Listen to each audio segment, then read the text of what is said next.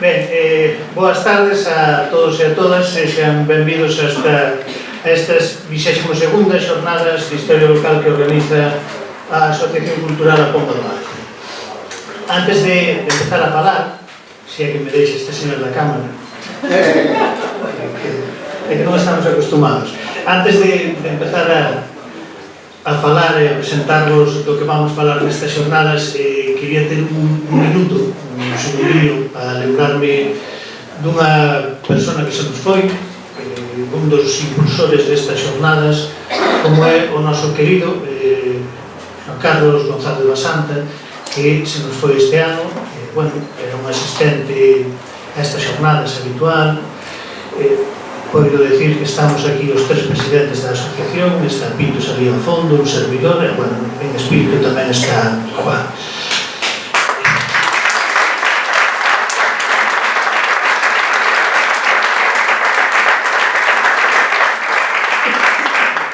Despois deste momento, darvos as grazas a vosotros, porque, como sempre digo, todas as jornadas, sen a vosa presencia, estes actos carecerían de valor. Decimos que ao longo destes 4 días pasarán por esta mesa investigadores culturais que nos van falar da salgazón e da industria conserveira, con Xosé María Leal Bóveda, que hoxe nos acompaña. Tamén nos van falar de como falamos os de Foz, da toponimia focega, dos apodos da xente de Foz, charla que correrá a cargo de Ramón Eiras, que será mañá. Tamén se nos vai falar, ao longo destas xornadas, do papel que xogaron nas cortes da restauración borbónica os deputados mariñáns ao longo do século XIX. Esta charla correrá a cargo de Xosé Ramón Veiga Alonso. E remataremos co tema da chegada a estas terras de povos bretóns, das razóns que impulsaron esa emigración e dos cambios culturais que este novo povo produce nestas terras. Charla que correrá da man de Andrés Penagraña. Hoxe vamos ter dúas actuacións nunha. Vamos a empezar con un vídeo, unha reproducción dunha película do ano 1947, un nodo, obra de Carlos Bové, con guión de Taletí, que era un directivo de Empresa Dalo. Vamos ver as distintas facetas da Empresa Dalo, a madereira, os barcos, a pesca, e vamos ver as conservas. E, posteriormente, vaixenos falar da industria da salgazón e da conserveira, dos fomentadores cataláns e o seu asentamento na Mariña, e dos problemas e beneficios que trouxeron consigo. Para abordar esta temática, contamos connosco hoxe con Xosé María Leal Bóveda. O home que nos acompaña é licenciado en Xeografía pola Universidade de Oviedo, doutor en Xeografía pola Universidade de Santiago de Compostela, forma parte como membro de ICOMOS UNESCO, tamén é membro da Asociación dos Muiños de Galicia, membro asociado do Museo de Viladonga, do Museo do Pobo Galego e da Sociedade Galega de Xeografía. A parte de todas estas membresías, é autor dunha serie de libros interesantes, dos que sinalarei uns poucos porque ten un currículo abondoso, xa que a súa produción, como digo, é bastante abondosa. No ano 1985 saca a luz o libro titulado El desarrollo urbano de Salinas. No ano 1990 saca El desarrollo urbano de Vilanova de Ourosa. No ano 1993 Guía metodológica para el estudio dos muiños de agua en Caldas de Reis. No ano 1997 O hórreo galego. No 98 Os hórreos da terra de Caldas. No mesmo ano, Hórreos, Muiños e Fontes da Terra de Viveiro. No 2000 saca o titulado Aspectos socioeconómicos da Vilanova de Valle-Inclán. No ano 2004 sae a luz o titulado O hórreo da Mariña de Lugo, o caso de Foz, e o titulado Guía metodolóxica para o estudo das construcións do pan na Mariña de Lugo. Tamén é autor, no 2007, do titulado Las construcciones del pan na Mariña de Lugo, Hórreos, molinos, eiras e hornos, el pan como elemento vertebrador de las comunidades rurales. No 2012 saca o titulado O ciclo do pan e as súas construcións na Mariña de Lugo, eiras, cabodas, muiños e fornos. No 2014 vemos dar unha charla sobre o ciclo do pan e as construcións vinculadas a él na Mariña e no Concello de Foz. No ano 2016 saca os artigos titulados A pesca e os transformados a pesca e a súa transformación no horteral, no 2016 tamén saca A pesca e a súa transformación salgada e conserva en San Cibrao, e no 2016 tamén publica un artigo titulado A matrícula do mar nortear. Bueno, pois está aquí para falarnos da conserva, da salgazón, da entrada dos fomentadores catalanes, o seu influxo na mariña lucense e, sobre todo, no caso de Faro. Pero, bueno, viña este de escoitar a él con el protexo. Deixamos con Chamadeano.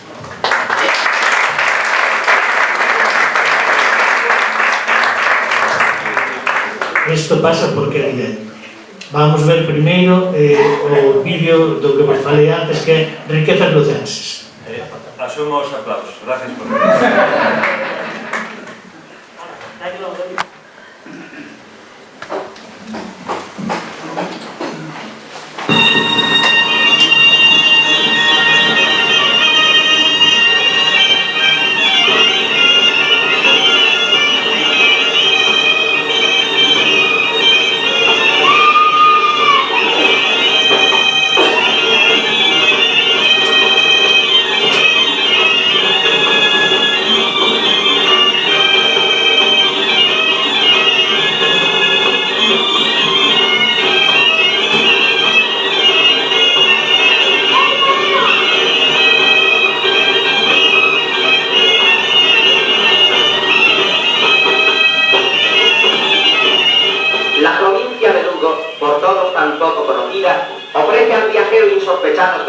que son, a su vez, fuentes de riqueza de inestimable valor.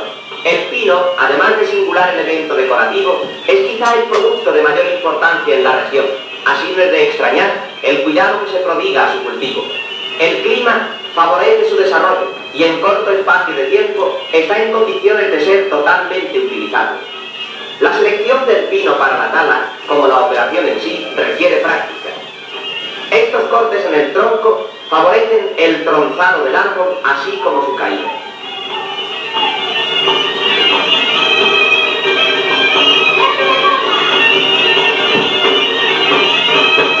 Para contrarrestar el efecto de la resina, la sierra se engrasa con aceite de sal.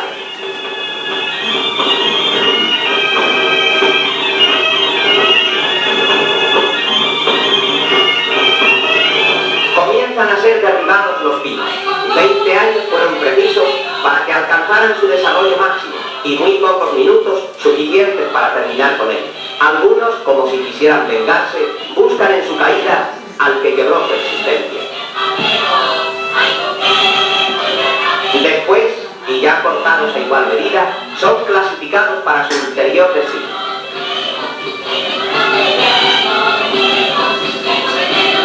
La roya irá a las fábricas para terminar su proceso. Y el puntal, confianza y seguridad del dinero, será embarcada para las minas de Asturias.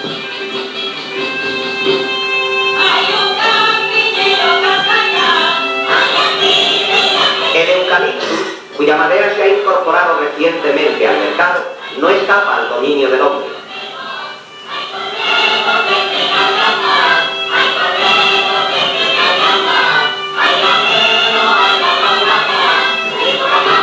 Y como el pino, es víctima de las necesidades humanas.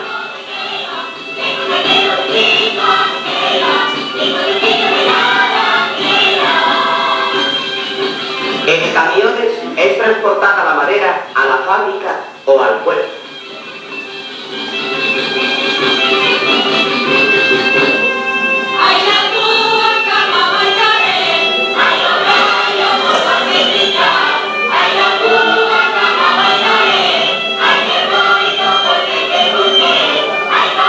En la región trabajan importantes empresas dotadas de modernísimas instalaciones. Esta que presentamos radica en Viver, junto a su magnífica playa.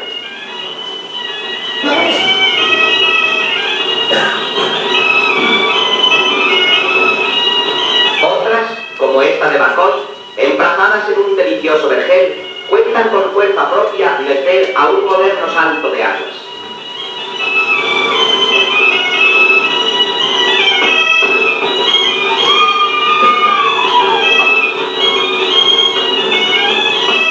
Y por último, en Villaronte, Visitamos las instalaciones de mayor producción en la zona.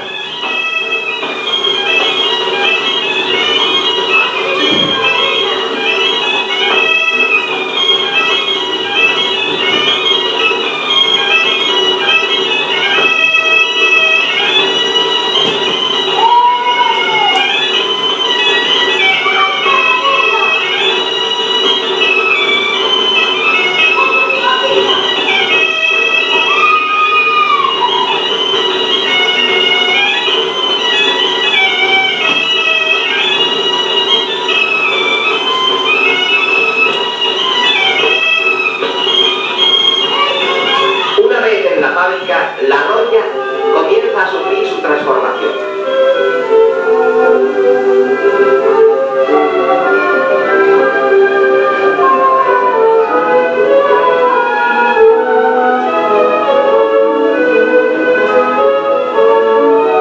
Rápidamente, la máquina convierte el tronco en tablas.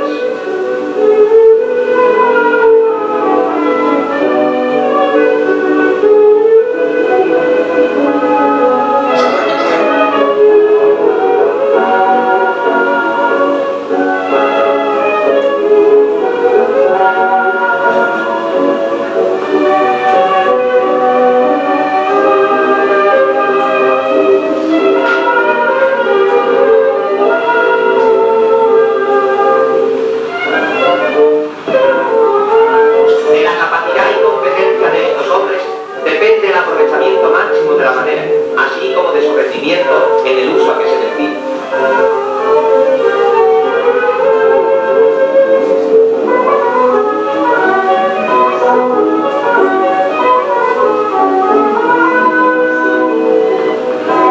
Esta máquina elabora tablilla para envases.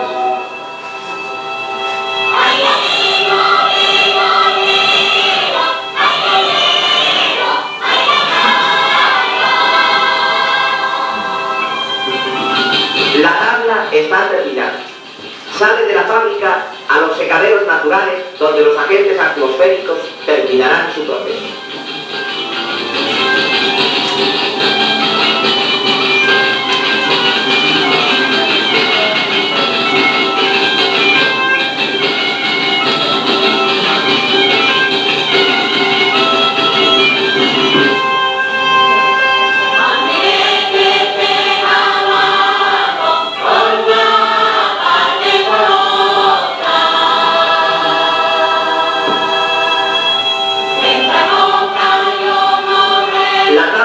Requiere una colocación adecuada para su más rápido y eficaz secado. Para ello se construyen castillos, algunos de los cuales alcanzan considerable altura.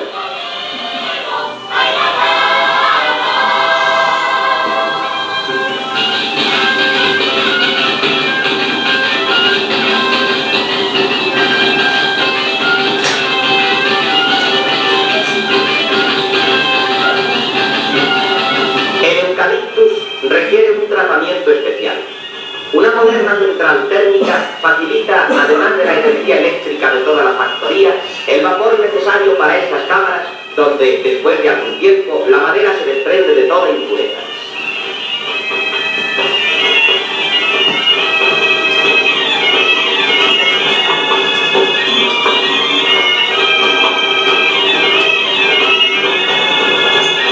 Más tarde, y al igual que otras maderas, en secaderos naturales queda en condiciones de utilización industrial.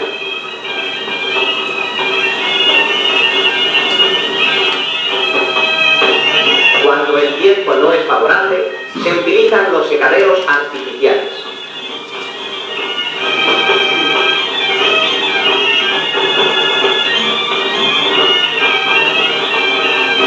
Por un momento dejamos la madera para conocer el aspecto social de la empresa que visitamos.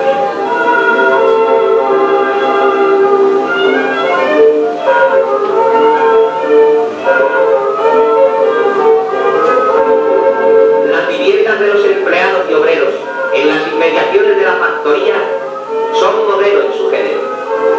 Su confort, amplitud e instalación hacen envidiar a sus moradores.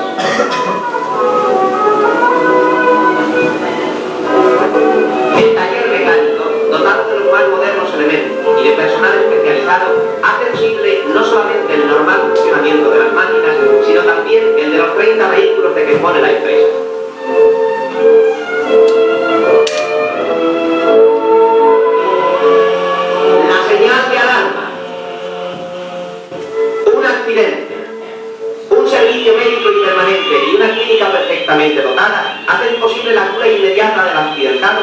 como la asistencia facultativa a los productores de la empresa y familiares de aquellos. Fijamos de nuevo la atención en la madera y presenciamos el empacado de la patilla.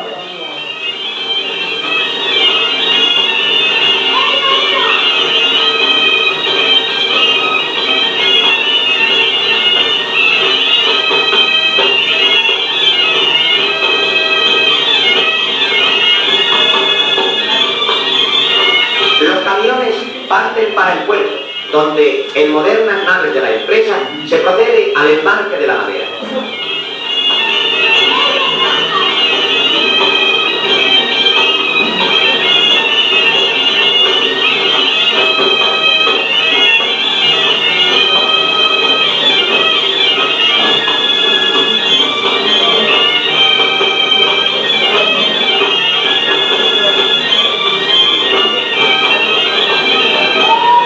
La operación se efectúa con rapidez y ofrece interesantes y pintorescos aspectos.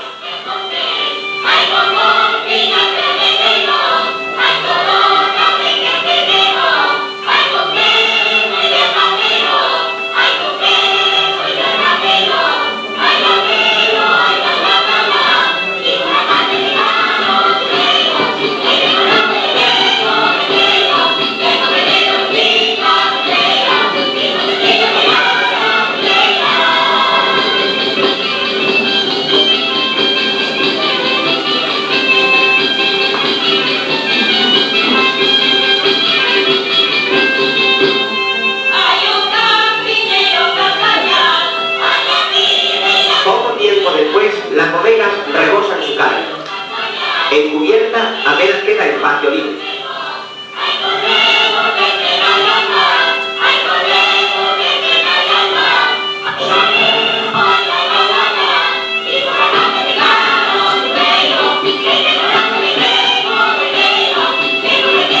Terminada la maniobra, el barco inicia su marcha cortando el fruto del esfuerzo que unos hombres realizan por liberar a España de onerosas importaciones.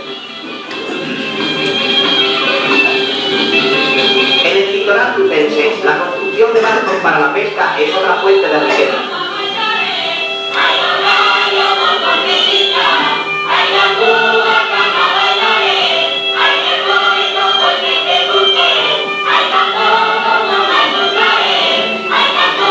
De los modestos astilleros son lanzadas al mar considerable número de embarcaciones.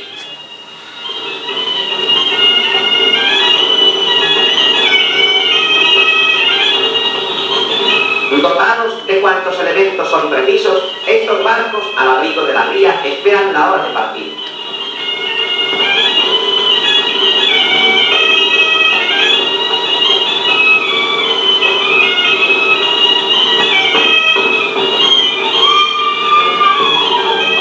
En otras embarcaciones, la tripulación está a bordo. Se repasan los aparejos. La actividad es grande. En los rostros se refleja la incógnita de toda la vida marinera.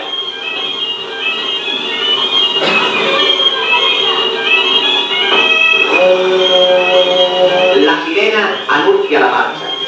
Cara al horizonte, al anochecer, un puñado de hombres recios como sus montañas y templados como el agua de sus ríos, ponen sus vidas y sus esperanzas en ese mar que es tumba de tantos hermanos y acaso lo será de ellos mismos. La noche pasó. Algunos comienzan la faena. Hay que encontrar el banco. El mar está en calma. Todo hace suponer una espléndida jornada. La presencia del cachalote anuncia la abundancia de bonitos. A la orden del patrón se tienden los aparejos.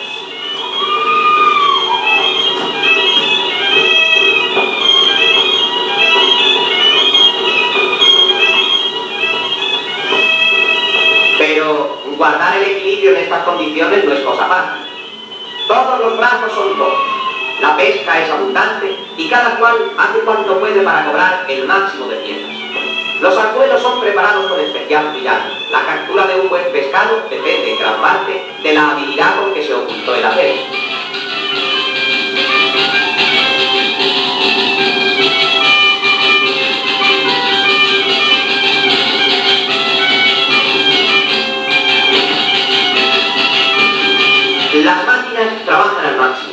engaño hizo su efecto y el bonito marcha veloz tras una muerte segura. Minutos después son izados a bordo.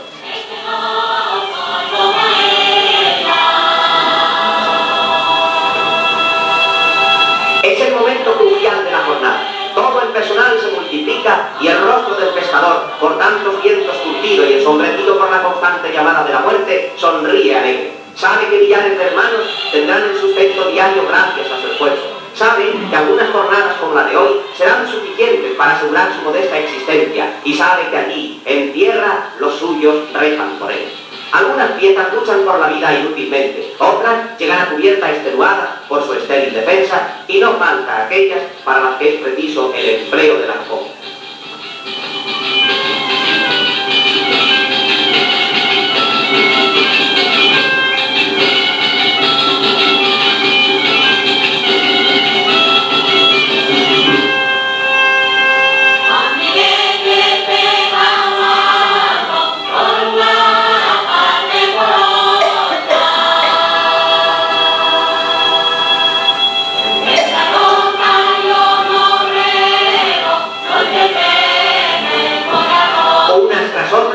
Llenan la bodega de nuestra embarcación.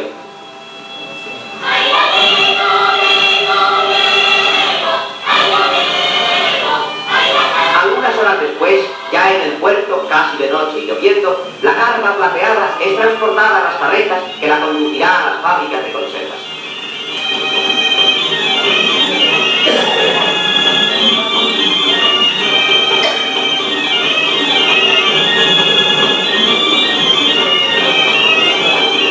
La jornada fue magnífica y ese pescador muestra con orgullo dos de los bonitos pescados. Damos a conocer por último otra de las más importantes riquezas lucenses, la industria conservera. En espaciosas e instaladas naves, cientos de mujeres trabajan incansablemente. El tesoro arrancado al mar con tantos peligros y esfuerzos sufre su transformación. Ante la limitación obligada de un documental, solo mostramos algunos hitos de la elaboración y envase del pescado. Todas las especialidades conocidas en esta rama de la alimentación son esmeradamente preparadas en la costa lucense y sus productos, por su bondad, codiciados en los mercados del mundo, son orgullo y honra de esta región gallega que silenciosamente trabaja por el engrandecimiento de España.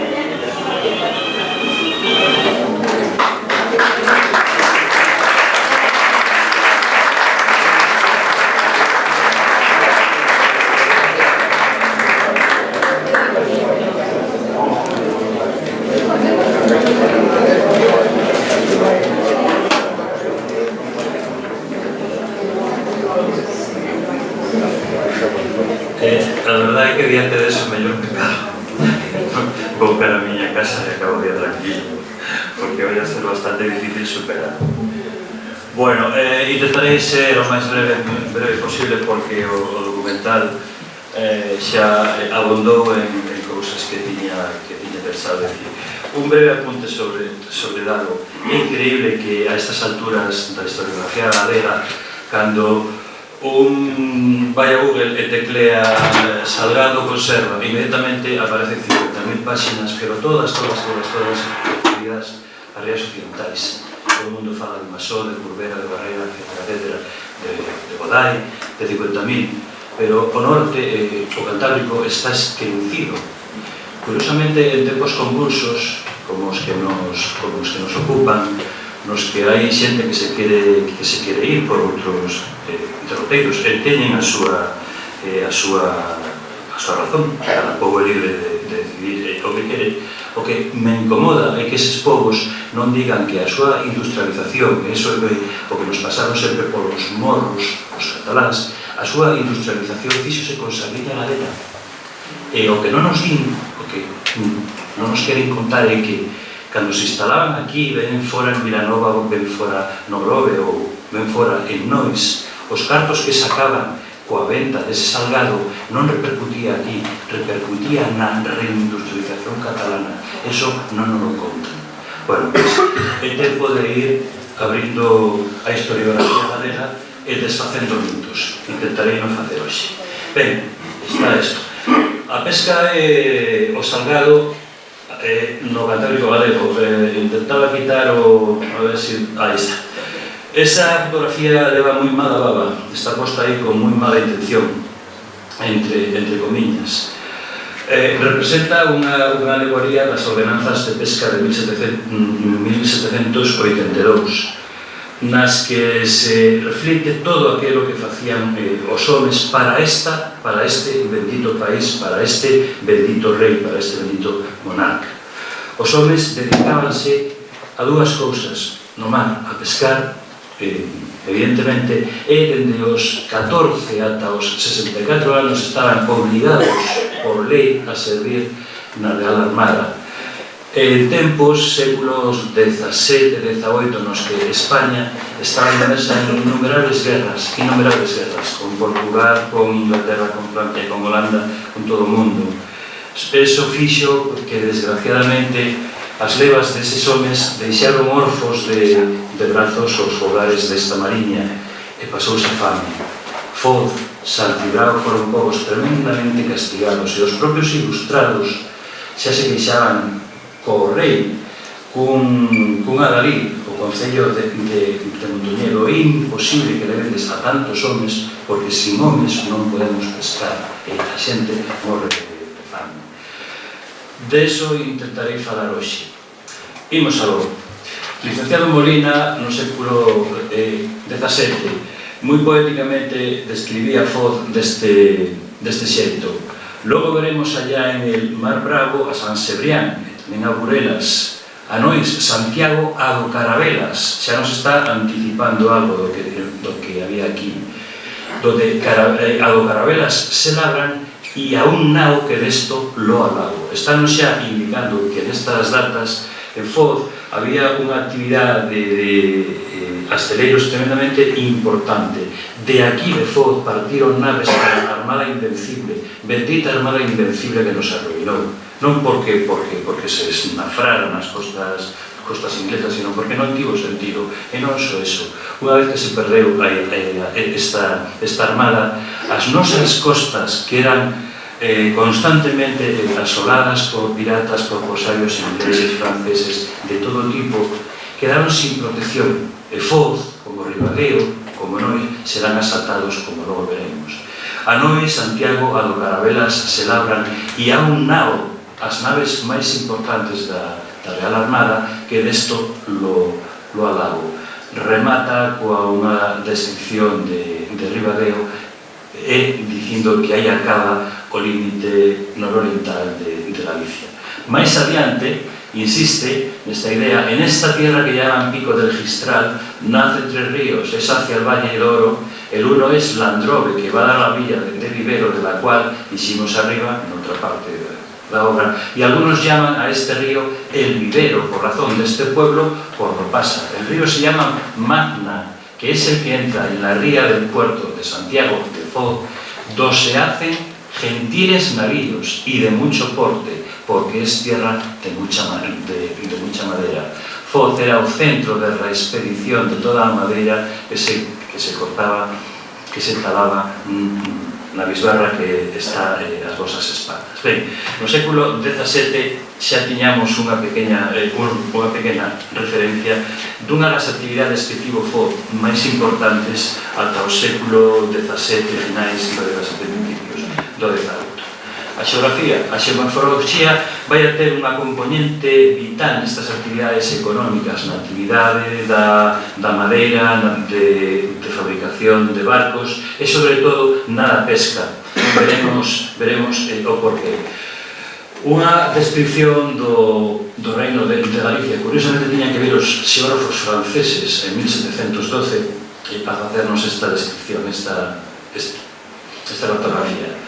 Si vos fixades, a disposición das serras levan unha clarísima orientación norte-sur, que é por onde encaixan os vals, estas son a disposición das serras que esconden vals coa mesma orientación por onde penetran os ríos. Ríos que, a súa vez, ou vals que, a súa vez, son inundados polas frontes, a ver se son ben, polas frontes que veñen do mar. Eso vai a ter como consecuencia algo importantísimo, que será que todos os portos da Mariña, absolutamente todos, van a ter un tremendo inconveniente, que será a formación de barras areosas, exemplo, Cedeira, aí tedes, con Villarrube, o Arenal de Villarrube, Cedeira aquí, por exemplo, Viveiro, a partir do ponte da Misericordia é imposible se subir cara arriba, por exemplo, Ribadeo, exactamente igual. O Barqueiro, vedes aquí o Barqueiro e vedes a barra que conforma esta praia que non me acordo como se chama. Ortigueira perdón? Arealonga.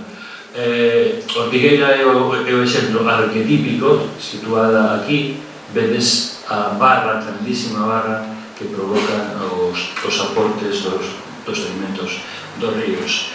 Foto inédita que xa pasará a este arquivo. Foz, 1787, un plano levantado por Antonio Alonso Alcalá, que era un teniente de navío encargado de vir fotografando, entre comillas, fotografando todas as rías do norte europeo. Aí vedes a tremendísima barra formada polo río Masma que tedes aí. Todos estes portos facían que as arribadas das embarcacións no inverno, os temporais, fosen tremendamente complicadas, o que facía, o que traía como consecuencia a necesidade imperiosa de ter prácticos, que en definitiva eran mariñeiros hiperexperimentados das zonas para conducir eses barcos que afluían aquí ou a Viveiro ou a Cariño de forma segura. Ben, son características que vou ir dando porque son todas características que definen, que configuran os portos de toda a Mariña. Inclúo a comarca de Ortegana. O meu estudio vai de todo a Galicia Cantábrica. Insisto, se tecleades en Google bibliografía sobre pesca de la Galicia Cantábrica, non encontraredes absolutamente nada. Agás 4 libriños que tratan aspectos parciales, un de Ortigueira, outro de Cariño e puntualmente algún sobre Viveiro, pero unha obra de conxunto que englobe isto non hai. Que fixo a historiografía galega? Centrarse fundamentalmente nas rías atlánticas, nos portos importantes, Ferrol, Mugardos, Ares, Puente Deume, Arousa, Vigo, fundamentalmente Vigo, pero o norte quedou esquecido. Os asturianos, os mineiros asturianos, meu pai, cando emigra a Vilés, non subsistirían, esa industrialización non se faría se non houbera esa liña do Cantábrico galego, como logo veredes. Ben, imos alá. Son portos de señorío sempre, ben laico, por un señor que é propietario dese porto, ou pode ser de señorío eclesiástico, fundamentalmente a mitra de Montoñedo. Os eclesiais serían Bares, o Barqueiro, Fazouro, Morás, Foz, Nois, San Cibrao e Porto Cero. De señorío laico sería Ribadeo, co Duque de Híjar, Burela, coa Casa de Quiroga, Negradas, San Román do Val, co Marqués de Alcañices. E de señorío real, nin tocallos, porque levan a defensa do rei, aí non se pode entrar, nin siquiera o bispo de Mondoñedo, porque senón as levan, Celeiro e Viveiro, como non. Esta propiedade, tanto laica como eclesiástica, vai a ter como consecuencia o pago de numerosos impostos por décimos de mar, por décimos de pesca, que van a provocar unha miseria absolutamente espampallante dentro do mundo da pesca. E contra eses décimos vanse revelar, entre outros, os de Foz. Vanse revelar e moito os de Foz, e sobre todo os de San Cibrao, que lle plantan cara ao mesmísimo, creo, que a punto está no de colgar, e o mesmísimo obispo. Si queres peces, mocate el culo. Logo veredes. Aí tedes un documento no que os mariñeiros da Mariña, nunha especie de irmandade, néganse puntualmente a satisfacerlle o décimo da pesca o obispo de Mondoñedo. os de San Cibrao, os de Foz, Celeiro, nun movimento que se espalla, que xorde en San Cibrao, prende en Nois Foz e se espalla inmediatamente ata Ortegal. Ou mesmo se lle planta cara ao rexedor de Viveiro, que vi las ballenas que los franceses van a depositar a la playa de San Cibrao, de esas me vais a tener que dar una aleta tal. E os de San Cibrao, como os de Foz, dille o mesmo de antes, si quieres peces, etcétera. Os portos principais para o século XVIII serían Ribadeo, Foz, Burela, San Cibrao, Celeiro, Viveiro Bares, O Barqueiro e Cariño. Logo había outros portos secundarios que non desenvolveron moitísima actividade, non unha actividade igual de importante que nos casos anteriores, ainda que si tiña actividade, por exemplo, Nois. Logo falaremos deso. Serían Reino Fazouro, Nois, Borás, Portocelo, San Román, Obricedo, Negradas, Mor e Santa Marta. As actividades que son comuns a todos eles son a pesca, fundamentalmente da sardiña, e o tráfico de cabotaxe.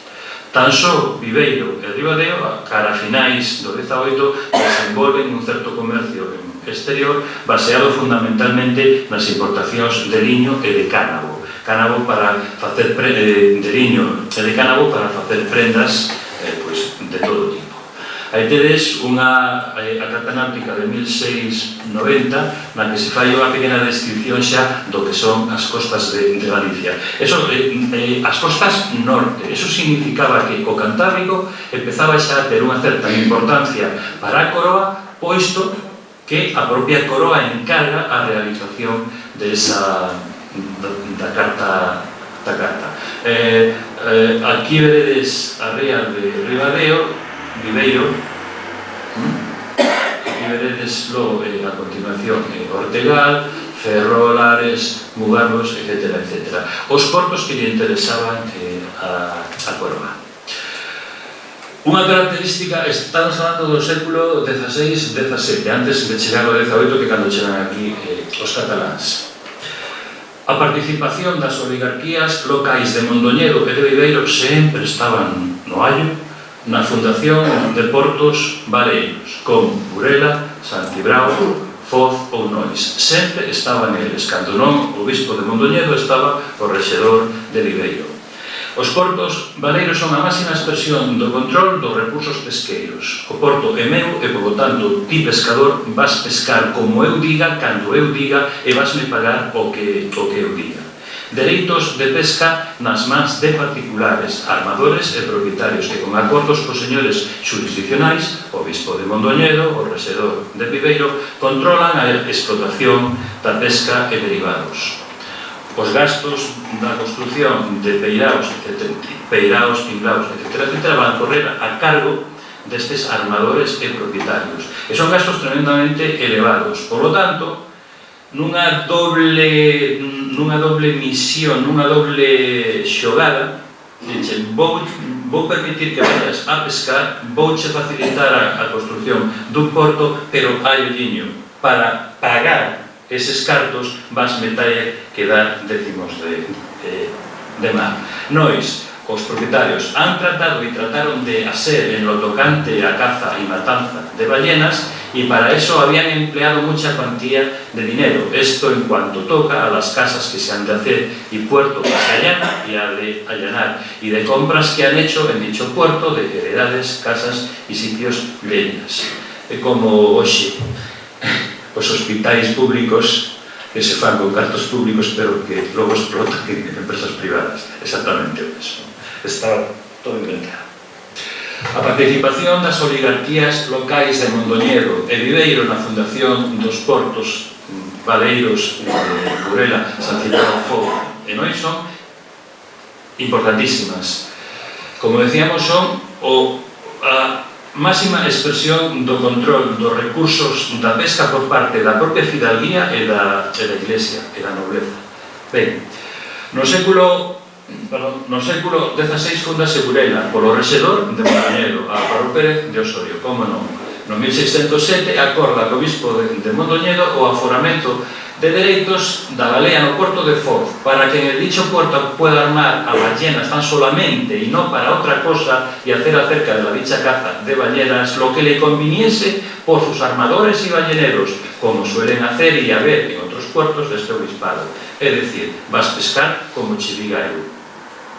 No caso de Nois, a fundación é para 1605, acórdana Lorenzo Moscoso, Juan López de Pravio e Cordido e, como non, o rexidor de Viveiro, Juan Rodríguez Yáñez, con aceptación de pago por parte da balea á fábrica da Igrexa. Manda narices. Y por cuanto parece ser que don Lorenzo de Moscoso y el regidor Juan Rodríguez para lo tocante a la dicha armada y matanza de ballenas, por la cual habían prometido de dar por vía de limosna, xa que truco, a la fábrica de la iglesia de Nois en cada año para siempre, xamás una ala de ballena o cabrote que se cortase en el dicho puerto y más términos de la dicha feligresía. Pouquiña cousa. A organización administrativa dos portos fundamentalmente corría a cargo do que se chamaba a matrícula de mar, que era unha serie de regulamentacións que establecía a Coroa despois de ter escuitado ao Consejo General del Almirantazgo, que eran unha serie de señores que asesoraban o rei non de forma, digamos que executiva, pero sí se facía o que les decían. Básicamente, Galicia estivo sempre dividida en 4 provincias marítimas. Unha delas era Ribadeo, A Coruña, Pontevedra e Vigo. Pero logo había uns cambios continuos. Ribadeo ás veces compartía a capitanía da zona con Viveiro, outras veces era Viveiro quen a tiña, pero sempre, cando a compartían ambos, establecíase que a delimitación xeográfica das dúas da capitanía dun sitio e do outro era o cabo de San Cibrao. Aí partían a dereita, mirando o norte sería Ribadeo, a esquerda sería Viveiro. As levas dos homes para fornecer a armada eran constantes, continuamente. Había guerras con todos os países.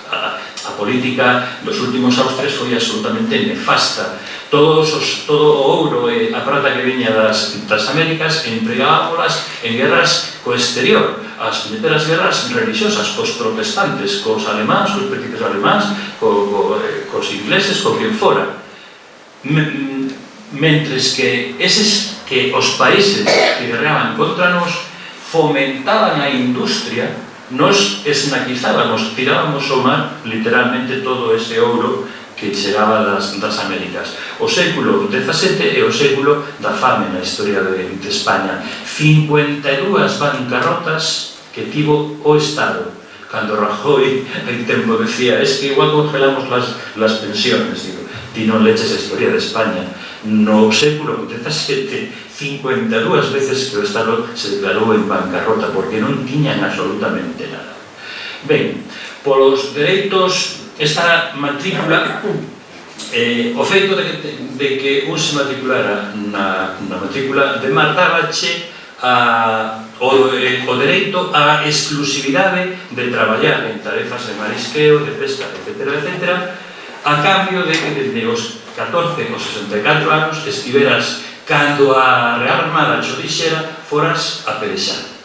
Como comprenderedes, as levas con tantísimas guerras eran cuantiosas e as mortes exactamente igual. Os ilustrados, como logo veredes, clamaban contra isto e dicían, con tanta leva se llevó el diablo tantos hombres y la gente se muere de hambre. Imos a logo. Defensas das nosas costas. Despois da guerra de sucesión chegan a España os Borbóns. E o primeiro que fan é establecer unha especie de medida obsesiva, unha política de seguridade, entre comillas, seguridade costeira, pero olliño que só fortalecía os grandes portos. Os portos de Ferrol, A Coruña, Vigo, etc. Nada máis que esos portos onde se construían fortes e baluartes defensivos, arsenais, e que se dotaban con guarnicións, ni siquiera lle servían como logo veredes. Pero, sin embargo, aqueles portos secundarios, terciarios, etc., só se protexían co que se chamaban os fachos que pasan a ser definidos por Corride. A estos sitios llámanse atalayas o espéculas y también fachos. Hoy es carga concejil guardar continuamente los fachos marítimos y están en tal disposición que en breve se sabe, mediante los fuegos, si hay enemigo, piratas o moros en la costa. Fixadevos a última frase. Pero a veces se sabe también que no hay navíos nuestros prontos para perseguirlo. Porque os navíos nosos estaban por orden dos Borbóns protexendo os navíos comerciais que facían o comercio, a la redundancia, con América. Era o que importaba. América levar sardiña nosa, escochada galega, para traer ouro que non se perdía en guerras. Esta desprotección provocaba numerosos ataques dos enemigos, ingleses, franceses, pero sobre todo os ingleses. As nosas costas eran invadidas continuamente polos ingleses, aí tedes unha chea delas. O que nos importa é a de 1719, unha escuadra con 4 barcos ingleses e 600 homens atraca frente a Ribadeo, bombardea a Atalaya, bombardea San Damián, funde a 3 fragatas que había ali fondeadas, e cando entran dentro dinlle o alcalde: mira, hermoso, si quieres que non arruinemos Ribadeo a cañonazos, ides pagar 2000 ducados. Ahora, formase, como de onde sacamos os 1000 ducados? Chámase a Mondoñedo, capital da provincia, e o obispado non tenía dinero. Non tenía dinero. El conde de non sei que non tenía dinero, non sei quanto. Ao final, dille os ingleses: mentres que negociades os cartos, vou-vos a levar a 20, como se di, reféns, si, eso, por si acaso non pagades. Ao final, o propio Crego de Ribadeo, etcétera, negocia cos ingleses e, ao final, por 500 reais de vellóns, o fornecemento con vacas, con patacas, con viño da fruta inglesa, fai que Ribadeo se salve. Pero, mentres tanto, os de Nois, que non eran tontos, que os de Foz tampouco o eran, que si tiñan fachos, pero que non tiñan guarnicións de ningún tipo, adiántanse os propios ribadenses e chegan aí e dinlle os ingleses: aí che deixamos a 3 reféns para que te quedes con eles, pero por si acaso, por favor, non me invadas. Os ingleses ríense e van a asolar Vigo con todo o seu forte, que asolan Vigo. A política dos Borbóns. Os fachos na costa cantábrica, aí os tedes: San Miguel, Arealonga, San Cosme, Foz, dende aí ata Espasante e Cariño. A única defensa que tiñan era avisar de que viñan para que a xente escapara monte arriba. A pesqueira da provincia de Mondoñedo do 18 era unha pesca tremendamente artesanal, costeira, non se deixaba nunca a costa, e sobre todo no interior das rías. Era pesca de especies adaptadas ás condicións bioclimáticas, fundamentalmente sardiña, comurio, a pescada, o cazón, etc. Pero tamén había especies alóctonas de fora que surcaban as costas no desplazamento hacia o norte, a balea. E dende o século XVI, XVII e principios do 18, os portos de Nois, Foz, San Cibrán e Burela foron puntos neurálxicos de caza da balea. Por eso os mandamases de Mondoñedo e de Viveiro estaban sempre controlando e fundando portos aquí. Son pesqueiras moi pobres, porque os métodos son pobres, son anticuados, porque fallan homes polas continuas levas. Fixadevos, a quen se ocurre guerrear con Portugal, sentidiño común. Portugal, que era que nos suministraba a sal para salgar a nosa sardiña, que nos decía como se salgaba, e que fundamentalmente era o noso propio mercado a quen lle vendíamos. Pois, bueno, os austrias, os últimos austrias, non se lle ocurre mellor cousa que facemos guerra con Portugal. De aí ven esa política defensiva que si hoxe a Portugal desarrollou a terra de Miño, a Fortaleza, Valença, etc. Veredes que son fortalezas, porque dun sitio e a outro topadas. guerras con Foz e tal. Nun pleito de 1815, que lle fan os variantes de Nois e de Foz, volvo atrás. A matrícula de mar dábache a posibilidade, o dereito exclusivo de explotación do mar. A cambio de ir a servir ali. Pero eso implicaba que, aínda que non houbera un só mariñeiro e os barcos apodreceran e se morrera de fame porque non había peixe, os terrestres, aqueles habitantes de media legua cara adentro, non podían tocarlle á playa, mais que fora para sacar argazo ou para o que fora, porque os mareantes, con lógica, decían: carambas, si eu vou xogar a vida a los reales bajeles de su majestad e me levan ali durante 4 veces na miña vida, como é posible que veñan os terrestres agora, efectivamente podan facer as faenas que eu facía? Para eso non me enrolo. Pero a Corbá decía: pero si non te enrolas, non te armada. Conclusión: os terrestres non podían traballar aínda que Foz, que Nois, que o que fora, morrera de fame. Os mareantes de Nois e de Foz, nun pleito de 1815, que logo vos conto, reivindican, os de Ares, Pontedeu, Mesada, Mugardos, Ferrol, etc., poñen un pleito na Real Audiencia. Es que los marineros de Foz y de Nois son unos malos bichos que trabajan con el xeito de 500 brazas, y el xeito de 500 brazas tiene mucha producción, y nosotros trabajamos con un xeito de 150 y con una traíña. Y claro, tiene mucha producción y ganan muchísimo dinero.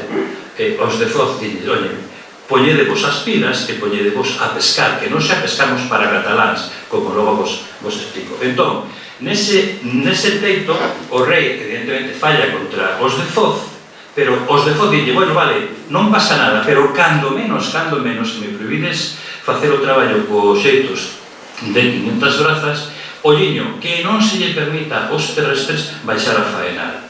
Por que? Porque para eso non fago a matrícula. Os portos cantábricos, en relación cos do sur, rendían moi pouco. Aproximadamente para 1750 rendían unha media de 45.000 milleiros de sardiñas por ano, mentres que en Vigo ascendían a 145.000, unha auténtica barbaridade. Case o 90% da sardiña que se capturaba pertencía a Celeiro e Viveiro. Vou resumir brevísimamente isto, porque sería repetir o mesmo. Non só os mariñeiros van rifar contra os xerifaltes que os explotan, sino que van rifar contra os propios donos dos portos. Por que? Porque a esta xente había que pagarles, exemplo, en Ribadeo pagábase o duque de Híjar como señor do condado o dereito de alcábala de todo el pescado fresco e salado que se vende en la plaza. E non solamente eso, sino que ese señor podía decir: pero o precio o que vas a poñer o que ti pesques vou cho poñer eu porque me interese. En San Cibrao, o párroco e o obispo de Mondoñedo perciben un real de diezmo por cada quiñón, unha auténtica barbaridade. En Burela, la gente de mar paga al cura un real de cada quiñón e un cuarto de libra de pescado curado que se consume. Plaza, pescado curado. Xa temos a primeira advertencia, 1750. Cúrase pescado, sálgase pescado. Si todavía non chegaron aquí os cataláns, como é que se salga pescado? Facíase, salgábase pescado nos loxes da casa, con método tradicional galego, escochábase, collíase a sardiña, sacábase a víscera e a cabeza, aplicábase un poquinho de sal e unha lixeira presión. Como non se lle quitaba a grasa, esa grasa, cando esa sardiña penetraba a terras do interior de Mondoñedo, de Lugo, Villalba, etc., co calor oxidaba e daba ese cor amarelento e un sabor literalmente amargo. Entón, o escochado non servía para exportar. Veremos o que fan os cataláns.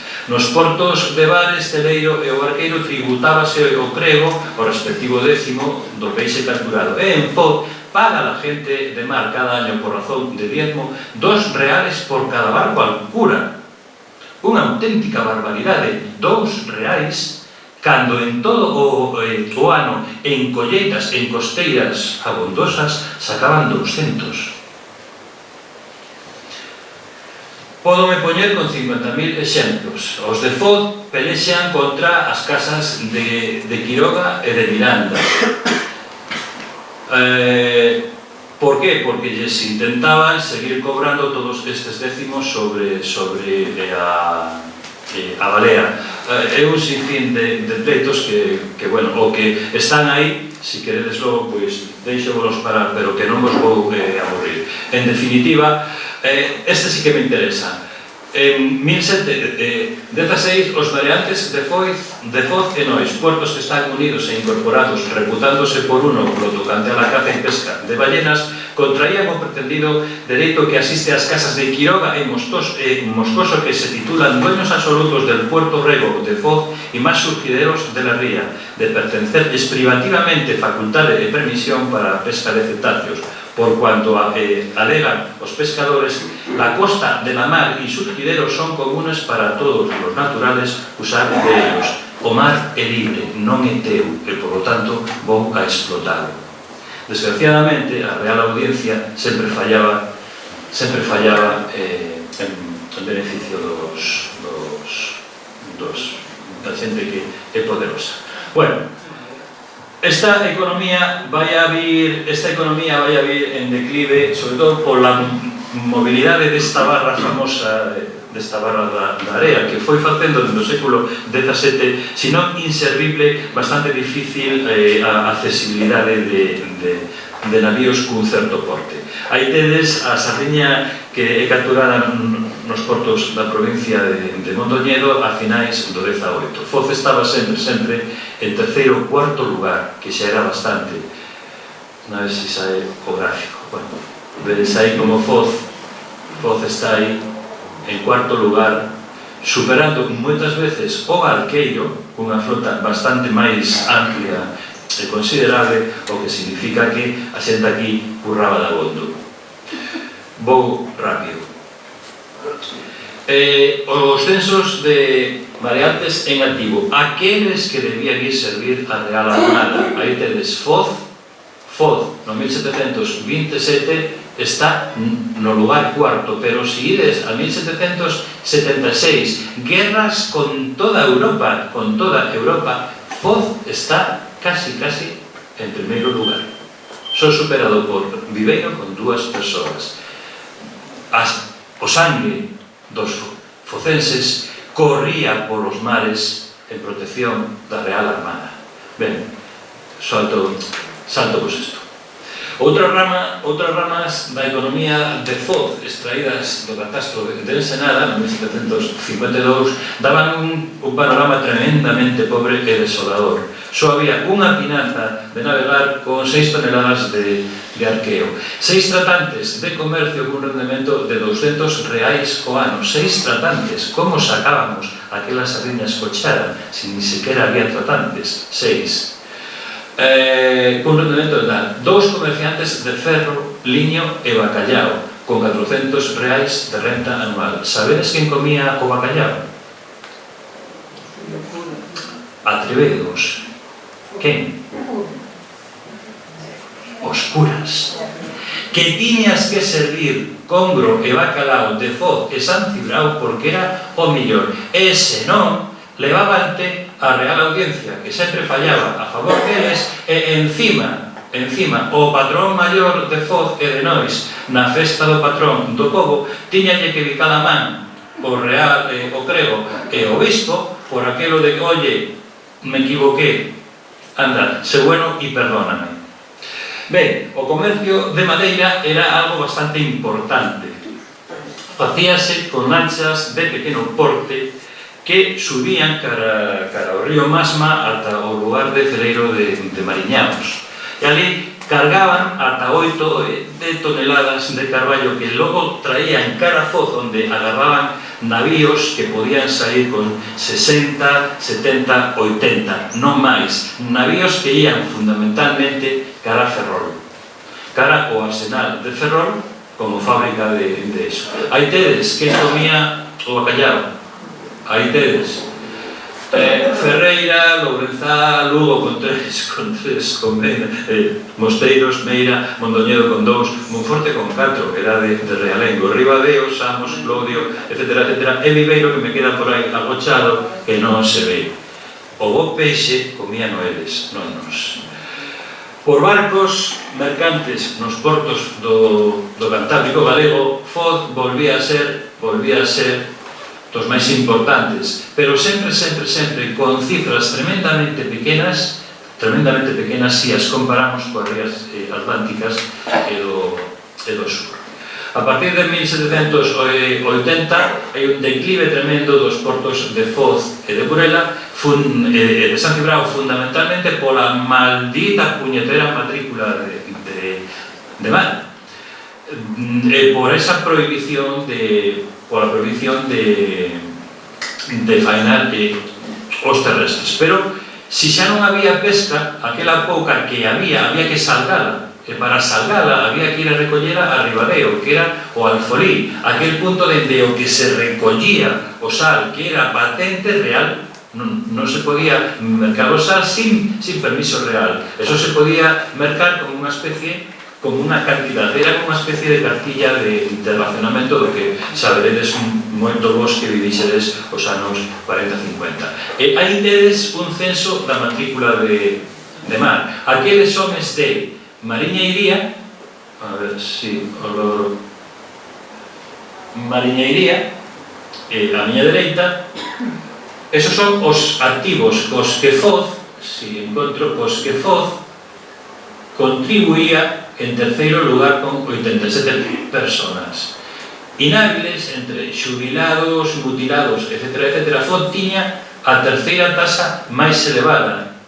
E logo viña a maestranza, onde Foz contribuía curiosamente con moitos mestres, carpinteiros de Ribeira, Calafates, etc. E en función da existencia daqueles asteleiros dos que vimos falando. Bueno, son os mesmos. Vou rápido porque se non pases logo vai mirar o reloj e vai me mirar mal. Ben, aí tedes os prezos da sardiña a finais do 18 nos diferentes portos. Curiosamente, un porto con poucas excelencias era aquel porto onde casi máis barato se cobraba a sardiña, o que quere decir que era un dos portos onde máis se pescaba. A maior cantidade de produción, o precio baixaba, evidentemente. Bueno, Estado que manifiesta el nombre de o que nos ven a decir isto son os barcos que navegaban na Mariña nestas datas co nome das embarcacións, as clases, os portes en toneladas, Estado, pois se tiñan 6 anos, se tiñan unha vida media, se tiñan unha vida longa, etc. E paradero actual, de onde extraemos a onde ia o comercio. Curiosamente, da Mariña tamén comerciábamos co outro mundo, con ultramar, algo que a historiografía galega non refletiu nunca. Os portos do Atlántico, fundamentalmente Coruña e Vigo, parece ser que eran os únicos que comerciaban con América. Pois non. Foz, a do Carabela se fan de Foz tamén saían barcos e de San Cibrao cara ultramar. Imos derrubando mitos. Predominio das embarcacións dedicadas fundamentalmente á pesca e pasaxe, moi pouco porte. Aí tedes unha relación delas e o arcaxe que portaban. Eran fundamentalmente barcas de pesca. Vou rápido. Características da pesca en Foz de Enrilo a mediados do 18. Veredes, chegan os cataláns, lévanse consigo os pescadores porque lles dan cartos, porque pescan máis, e os ilustrados, os creos e a fidalguía de os cataláns vanos a levar a esta xente. como imos cobrar o 10º de mar e de pesca? Temos que facer algo para engañalos e que se queden con nos. E montan o que se chama o Montepío da pesca, que significaba: a ver, chicos buenos de Foz e de Nois, necesitáis algún dinerito para hacer unas obras en vuestro puerto? E os de Foz e de Nois dinlle, sí, necesitamos 20.000 reais porque hai unha colonia de fomentadores, estamos falando de 1777 e de 1802, que nos reducen a simples jornaleros porque nos pagan nada e nos obligan a venderles a pesca a ellos. De eses datos deducimos que outro dos mitos que hai que derrubar. Os cataláns pasaron de Viveiro cara a cá? Sí, mal que lles pese a algún de Viveiro. Pasaron e se instalaron en Nois, onde había unha colonia de 4 cataláns, como logo veredes. Ben, entrevistan os ilustrados a estes mariñeiros de Foz, representados por un de Viveiro, e eles din: en Foz se pesca a la sardina con 4 lanchas y tiene el mismo gobierno que los puertos antecedentes. Refírese a Viveiro. Un cabo celador e 3 ministros con unha chave para cada unha das sacas que conteñen os libros de cartos e de contas. Viveiro era o que establecía todas aquelas ordenanzas que había que experimentar, que había que seguir na ría. Que pudieran sacar merluzas y tuvieran volantes, pero que nunca los tuvieron. Eso significa que en Foz pescábase de forma selectiva, pescábase con palambre e con anzón, aparte das redes que tiñan como sardiña. O que significa que esa pescada posta nos mercados interiores de Mondoñedo, onde estaba quen? O clero, daría uns monumentos económicos importantes, pero como nunca tiveron volanta, non facían esa pesca. Que para furnir las 4 lanchas se necesitan 360 volantes, al respecto cada una de 90, y estos a 50 reales, que ascienden a 180 reais. Lembrades que o que ganaba un mariñeiro eran 200 reais. Era imposible que se meteran a comprar esto. Que cada lancha podrá sacar cada año de utilidad de 1.000 a 1.200, pero ollo, de 1.000 a 1.200, dos que 3/4 partes levabas o armador, o dono, e 1/3 de esa parte era a repartir como quiñón entre toda a tripulación. Bueno, en Reino se gobierna igual, todos estes portos facían tiñan aproximadamente as mesmas características. E chegan os cataláns. Os cataláns chegan e non se instalan aquí, en principio. Instálanse nas rías de Ares, de Mugardos, de Ferrol, de Pontedeume. Moi pouquiños en Arousa, moi poucos en Vigo, Noia, e un feixe deles máis en Vigo. Que pasa? Que se instalan tantos aproximadamente a partir de 1750-60 que a competencia nas rías atlánticas é feroz. Son moitos e pouca pesca, e esquilma a pesca. Entón buscan lugares virxes, como os nosos as rías do norte do Cantábrico, ofrecenlle ese tipo de lugares. Moitísima pesca. Non teñen a conflictividade coa xente destas zonas como tiñan no sur. En Muros, Noia, en Cangas, en Bueu, en Vilanova, os mariñeiros da zona queimábanlles as xávegas, queimábanlles os barcos, queimábanlles as fábricas. É dicir, se facía falta, tirabanlle dinamita e fundíanlle os barcos. Os cataláns fuxiron deso e viñeron aquí, onde tiveron problemas, sí, pero bastante menos poucos, como logo veremos. Os primeiros que chegan son os Galcerán, os irmáns Galcerán, que teñen a primeira base en Mugardos. O Pedro Galcerán instálase en Bares e ali monta a primeira xávega, que logo veredes. Mentres que o Gabriel, que é o segundo irmán, instálase en Viveiro, onde vive non só dos salgados, senón do acopio de viño, acopio de aguardentes, venta de panos, de teas, etc. Traían todo eso de Cataluña, vendían aquí aos precios desorbitados e a cambio levaban para Cataluña toda a nosa sardiña salgada. De eso comían os obreiros que estaban posibilitando a revolución industrial dos panos catalanes. Insisto, desto nunca falaron eles. E non só eso, sino que os cartos que sacaban aquí, que eran inxentes, marchaban cara a Cataluña cando remataba a costeira. Non deixaban ningún sopeso aquí. Aí tedes unha lista dos primeiros, para 1760-70, Pedro Galcerán, que se dedicaba ao comercio salgado en bares. Para, a continuación, o seu irmán. A familia Galcerán vai a ter unha importancia importante, sobre todo en Nois. Bueno, vanse instalando fundamentalmente no que sería a Mariña Occidental, dende Cariño ata Cariño, Bares, O Barqueiro, Vicedo e Viveiro. De momento quedan aí. Pero, curiosamente, o mito que decía antes, incluso eu, cando eu non pensaba que os cataláns saltaran de Viveiro, caramba, nos arquivos que para eso están, aparece que no 1802 hai unha colonia de cataláns instalada en Nois. Benito Galcerán, da familia Galcerán, Josep Díaz Galcerán. Estes outros dous confeso que non os coñezo, Andrés García e Josep de Ponte. Ben, que se dedican á pesca, salgado e comercio marítimo. Onde? En Nois. Estes eran aqueles contra os que se queixaban os mariñeiros de Foz, que decían, es que nos reducen a simples jornaleros e a la miseria. O Consello del Almirantazgo dilles, cachis en 10, tenéis que dejar el xeito de 500 mallas, sed buenos chicos, y si os hace falta dinero, nos lo pedís a nosotros.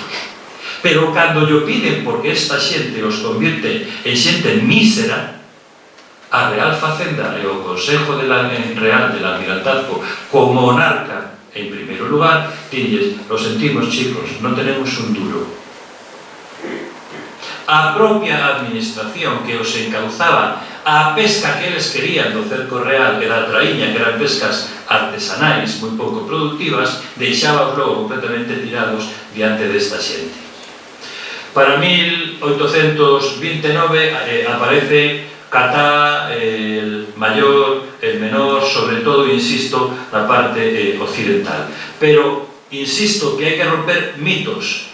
Os cataláns deixan Viveiro e se instalan en Foz, instálanse en Nois. Isto non está escrito. Vai a ir pronto. Ben, aí tedes Foz. Imos ver como se instala isto. Os primeiros datos, 1802, con estes todos. E logo hai un valeiro de documentación que non nos permite identificar a máis xente. Non sabemos ata onde chegan estes homes na súa actividade. Por qué?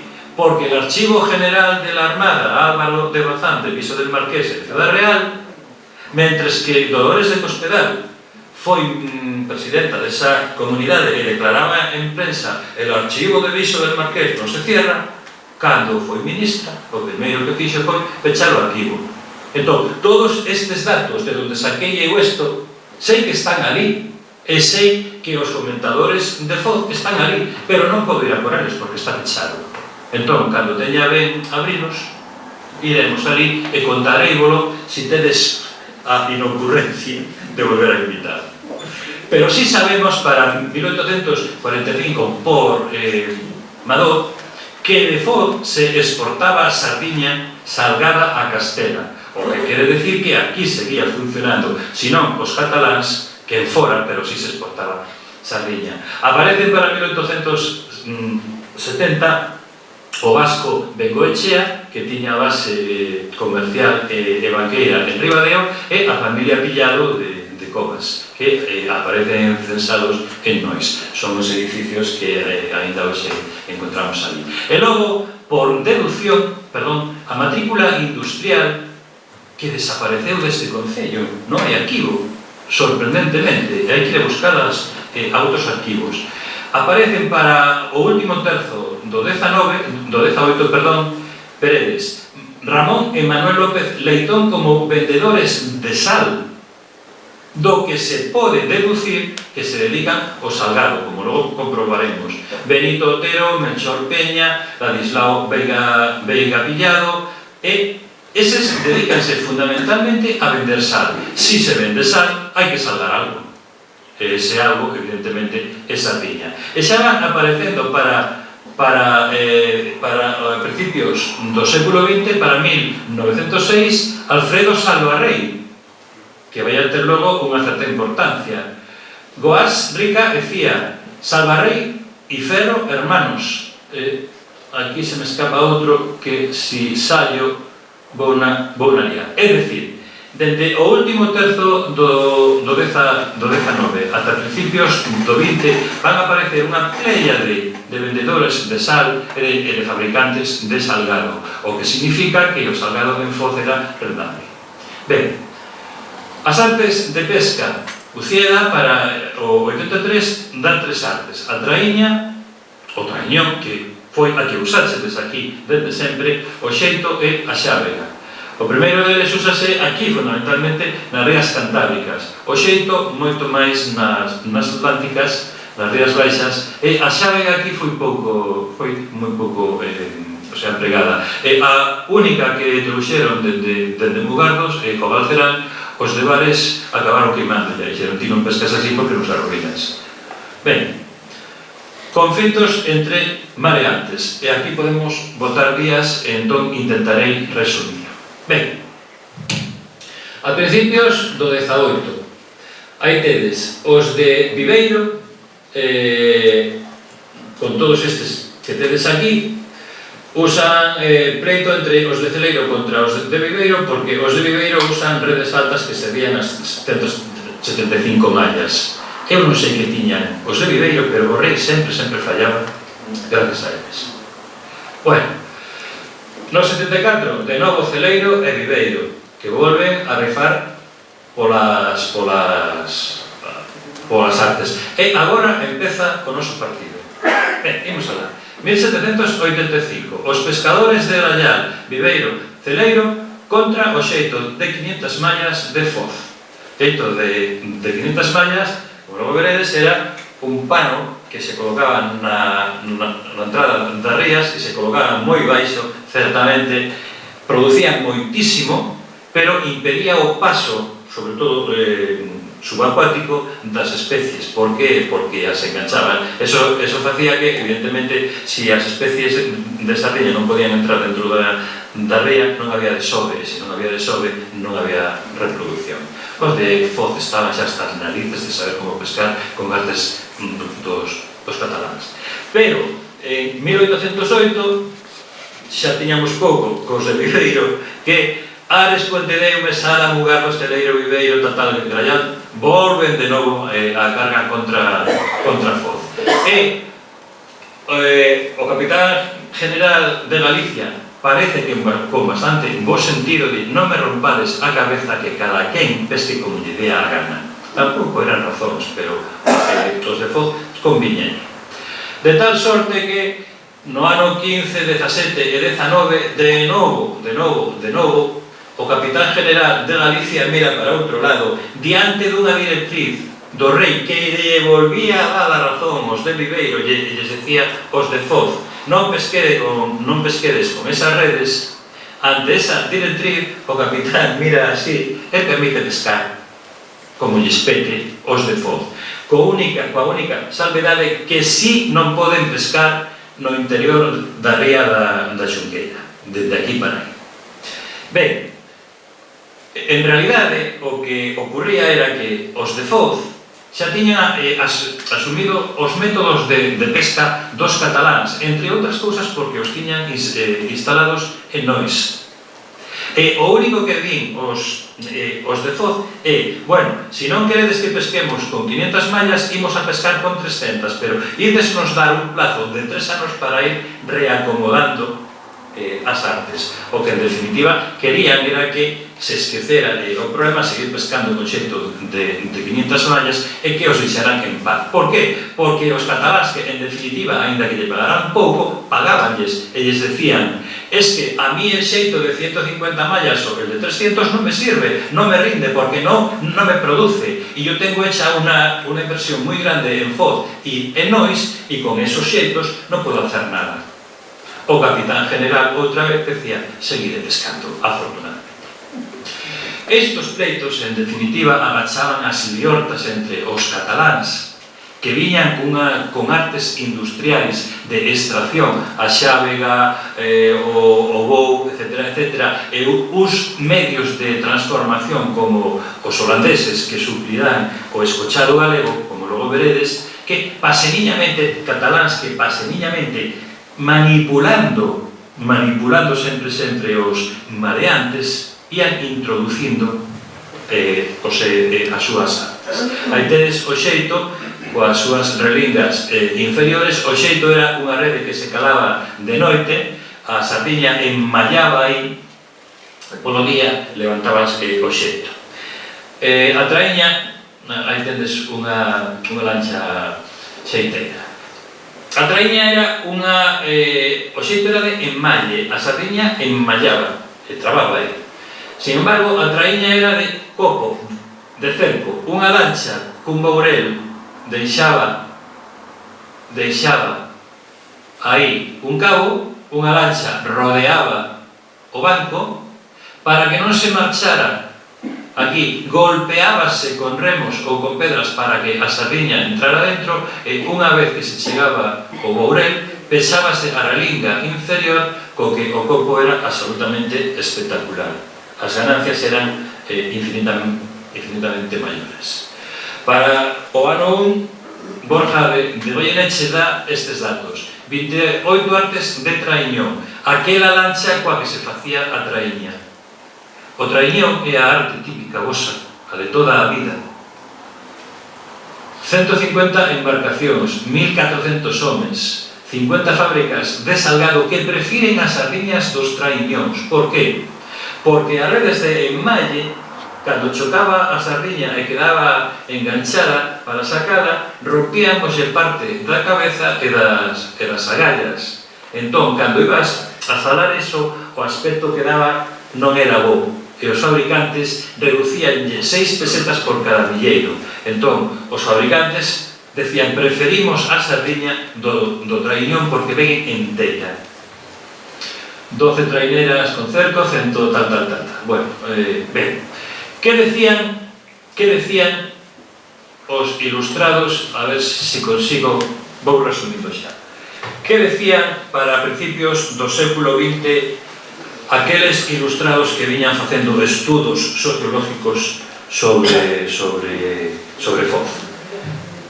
Decían, los pescadores de Foz y de la provincia de Lugo son los más ignorantes y menos instruidos de todo el Cantábrico, porque si los comparamos con los de Fuenterrabía, Pasajes, etc., son gente muy poco instruida. Comen una cosa rarísima que se llama caldo y beben mucho vino, y cuando tienen problemas se curan la piel con algo que se llama aguardiente. Oye, qué cosa muy más rara. Viñan desde Madrid, claro, e vían que o noso nivel de instrucción, entre comillas, era o que era. Pero, ollo, un certo punto de razón tiña, e es que non pescan todo el año. ¿Por qué? Porque durante el invierno compaginan sus actividades con las actividades agrícolas de la tierra. Burela, esa foto é de Burela. Fixadevos como é certo o que decían. En plena mar, en plena beira mar, a aparición do río, do cabozo, como complemento a actividades agrarias da terra, como complemento ás actividades da pesca. Non ían de todo desencadeñados. Pero tamén era certo aquelo que decían que a súa instrucción e a súa miseria, porque Benigno Rodríguez de Santa María decía, los pescadores en general son la clase más miserable de todas las que hay. Pero en concreto los del norte de Lugo son gente de mucha miseria. Eu que traballei, que estudiei isto nas Rías Baixas, as condicións de vida dos mariñeiros e pescadores eran deplorables, pero cando empecé a estudiar as do norte, a verdade que era para chorar como podían vivir, ata o punto de que San Cibrao, en 1780, o propio Cornide di, es que se están cayendo las casas, la gente se muere de hambre, es que año tras año San Cibrao está amenazado de desaparición. Bueno, pois non lle faltaba unha certa razón. Ben, unha noticia que me dá pacios, que nos ven dun naufraxio que nos ven a ilustrar como eran as condicións de pesca. Dimos oportuna cuenta de naufragio de unha embarcación en aguas de Vicedo, e aquí algunos detalles da trama.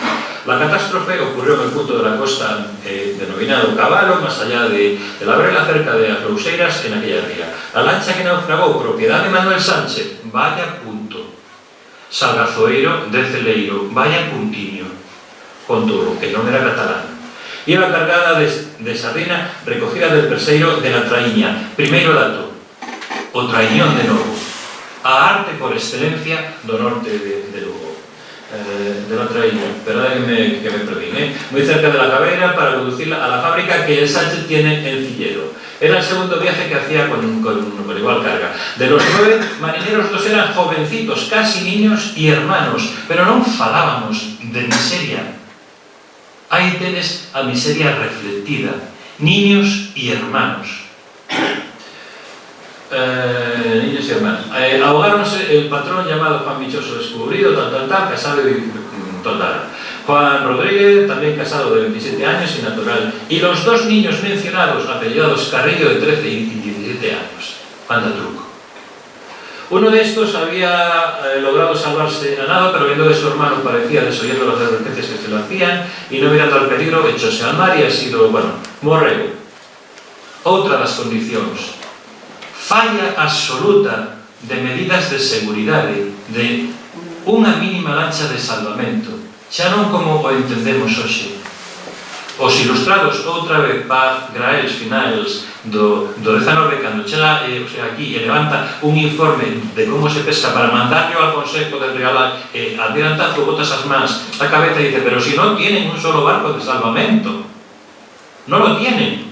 Bueno, entonces, venos a indicar a miseria na que vivían estes homes. E da folga de Foz, este Rodríguez de Santa María, cando falaba de que esta xente era moi ruda, decía, es que son tan rudos, y lo van a seguir siendo siempre, porque son muy incultos, porque no saben ni asociarse para perseguir el fin de sus... para lograr la consecución de sus fines. Y así van a estar toda su vida, muy en contra, O sea, decía que os mariñeiros, si les faltaba instrucción, evidentemente, ian seguir sempre explotados. Bueno, pois, curiosamente, acerta de novo.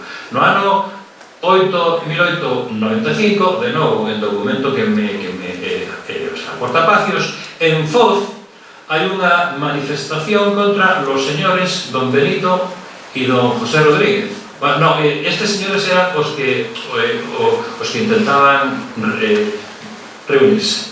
Bueno, enterada la benemérita de dicho puesto, personóse en el lugar donde los manifestantes se hallaban reunidos, obligándoles a que se retirasen, a lo que sin otras consecuencias accedieron de tal.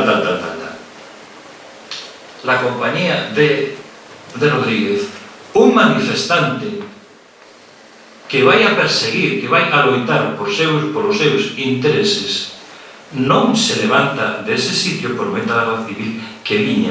En definitiva, aquelas palabras de Benigno Rodríguez de Santa María de que o grado de instrucción influía moitísimo no seu grado de desenvolvemento non só intelectual, sino profesional, cumplíase a rasatabla con esta noticia. E cumplíase algo que todavía sigue existindo algo. Aquilo que Karl Marx, os que algúns din que xa está finiquitado, chamaba Ejército Industrial de Reserva. Estes mareantes manifestábase ou intentaban facelo por conseguir subir o salario e o quiñón que lles tocaba. Porque cando eles se poñían en folga, os empresarios contrataban a outros mariñeiros que facían o mesmo ou maior traballo por menos cartos. el ejército industrial de reserva, o que sigue aínda apelando ao capitalismo actual cando di, si tú non quieres este trabajo de 4 horas, aunque trabajes 8, non te preocupes, que voy a la oficina del paro y traigo 20 que van a hacerme lo mismo que tú. Nada novo, nada novo. Ben, en definitiva, esta noticia o que nos ven a ilustrar en que aqueles rasgos da sociedade industrial capitalista dos cataláns que impuxeran os cataláns onde primaban as relacións de propietario a asalariado rompían, rachaban coas relacións de produción típicas do antigo régimen de Galicia. Amo, señor de Viveiro, señor de Mondoñedo, servo, pescador de nois. Importante isto. A remuneración de pesca, vou rapidísimamente. Si queredes salto, falamos de cousas que seguramente vos... Bueno, aun cuando en Rinlo y Foz se pesca la sardina na forma corriente de las demás provincias del Cantábrico, en Burela, Ancillero y Vivero lo hacen contratados y perciben por sus contratos, así como en los otros puertos por sus respectivas partes en las pescas a que se dedican. En Rinlo tal. Iban a salario e a quiñón. As traíñas, isto víchelo xa antes, levaban as redes, soltábanas no mar e aí tedes a relinga inferior como se pechaba formando o copo.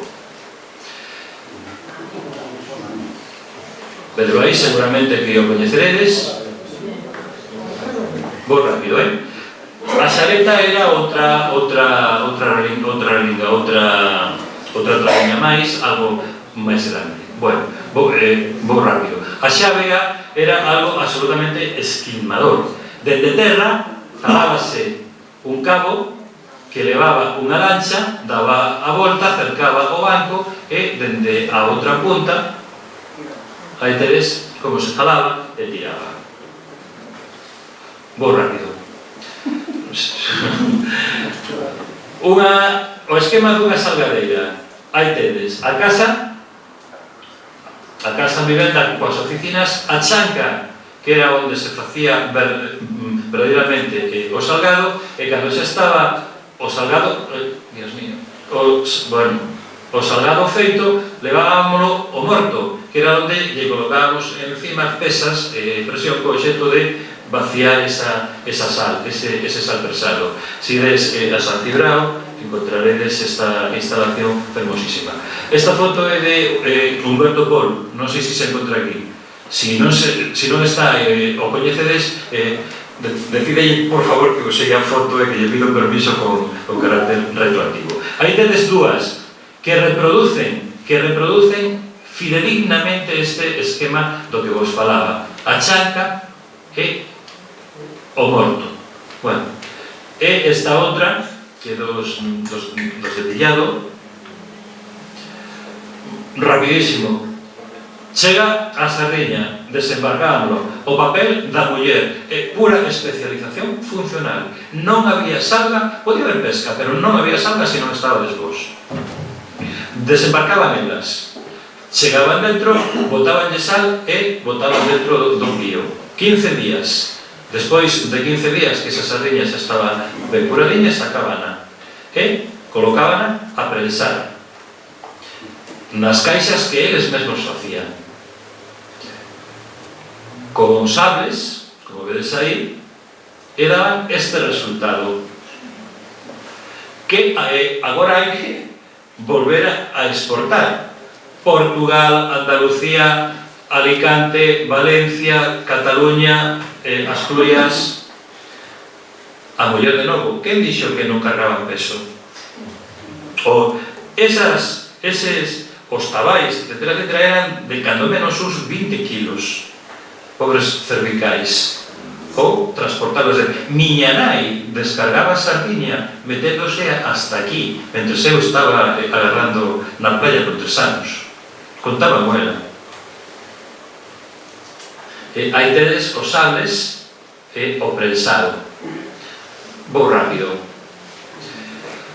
O escochado sacábamoslle a cabeza eviscerábamos sal, un lixeiro prensado e tirábamos contra o método holandés que traían os cataláns, o prensado total. A sardiña quedaba completamente seca e desa grasa resultante o saín vendíamos ese produto fundamentalmente a Inglaterra, onde o utilizaban nas minas como alumeado das minas. Esta é unha fábrica que existe hoxe no Vicedo e conserva todo eso. Rapidísimo, a chegada da conserva. A muller de novo. Esa especialización de ir seleccionando o que víades aquí no vídeo, de ir seleccionando cunha pulcritude exacta, ocurría exactamente aí. As primeiras xorden na Coruña no ano 1841, 53, e a primeira na Mariña en Porcilán, Ribadeo, no 1886, de Severino Zapico, que era unha fábrica de conservas de verdura, fundamentalmente de verdura. Salto isto. Ben, si eso logo no debate falamos. Como digo, a primeira fábrica é en Porcilán. A segunda é que fabrica peixe, que envasa peixe a de José Balseiro no concello de Mañón, no 1894. Aí tedes o edificio que existe ainda hoxe.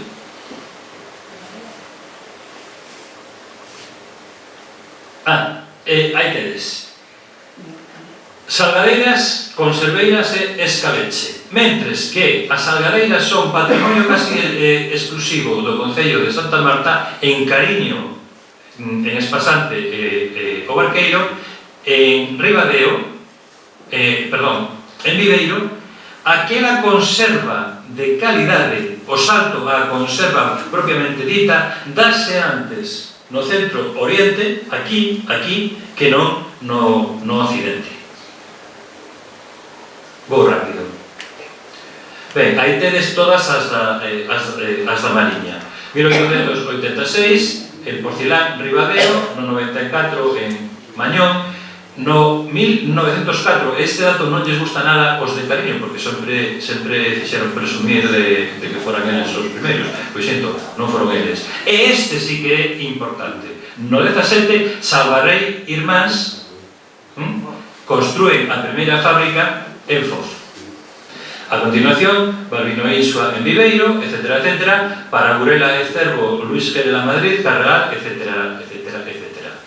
Ben, si isto xa está brevísimamente explicado. Ben, o que se necesita é falar de Dalo. 2 minutos, pacios. Dalo... Sí, a xente xa me ve rara, veña. Dalo incorpora a característica básica das conserveiras de Foz, suliño de Foz, e a incorporación dunha tecnificación absolutamente espectacular. Incorporan por primeira vez en toda a Mariña a autoclave. É dicir, é un bocoi onde se mete todas as latas, e sopéchase autoclave, e aí non queda bicho vivente. Curiosamente, cando Dalo pecha, veñen dende Cariño a mercarlle a él a súa propia autoclave, a familia do Canto. Bueno, pois aí tedes un certificado do Ministerio de Industria no que se lle fai unha inspección a Dalo, e como ten todo tan impoluto, se lle otorgan, non sei se 30 puntos, o que quería decir que era unha industria dunha excelencia absolutamente increíble. Dalo, non ten sentido que unha empresa cun nivel de capitalización como Masó, que encima era un holding porque englobaba diferentes empresas. Un holding é unha concentración vertical de empresas, ou dimos agora o que tiña. É increíble. Bueno, hai vedes diferentes, hai panorámicas diferentes de Foz, deso sabe moito Suso Ai, vou calar, non podo decir nada porque senón se uso vai se enfadar. Bueno, e imos rematando. O boom da nosa conserva. A guerra civil e os 40. A autarquía, os ames, os anos da fame. Todos os conserveiros e salgadeiros póñense do lado franquista. Todos, absolutamente todos. Franco dilles, alimentade o meu exército, alimentade, entre comillas, las zonas conquistadas, nacionalizadas, a cambio de eso vouvos a colocar toda a vosa produción, vouvos quitar sardiña pa diante, e non só eso sí, a condición de que o 60% da vosa produción ma regaledes a mí. Vouvos regalar folla de lata, vouvos regalar aceite. Os conserveiros ven a Dios. E aí tedes, Unión de Fabricantes e Conservas de Salazanes da Norte de Galicia, terceiro año triunfal, saludo Franco, viva España.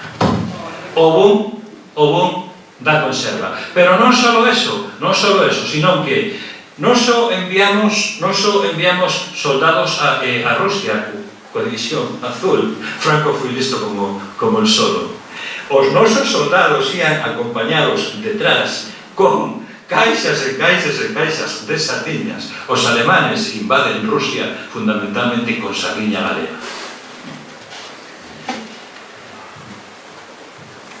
Ata que os conserveiros se van asociando, nos anos 20 asocianse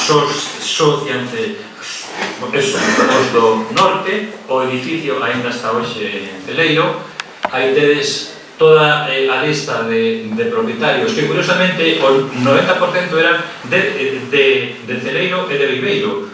Dos outros lados da Mariña, tan só aparecía un do Vicedo. A trocha, seguramente vos sone, vela. Deixo-vos aí 5 segundos e xa vamos rematando. E, por suposto, a especialización funcional da conserva.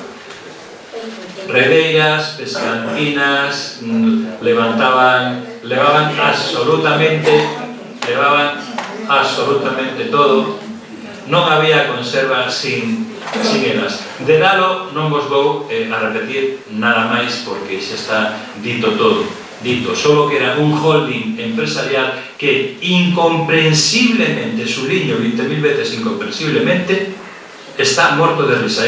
Entrei no seu arquivo en Villaronte hai 10 anos. Cando vin aquilo, está impoluto, pero o edificio nun estado hiperlamentable.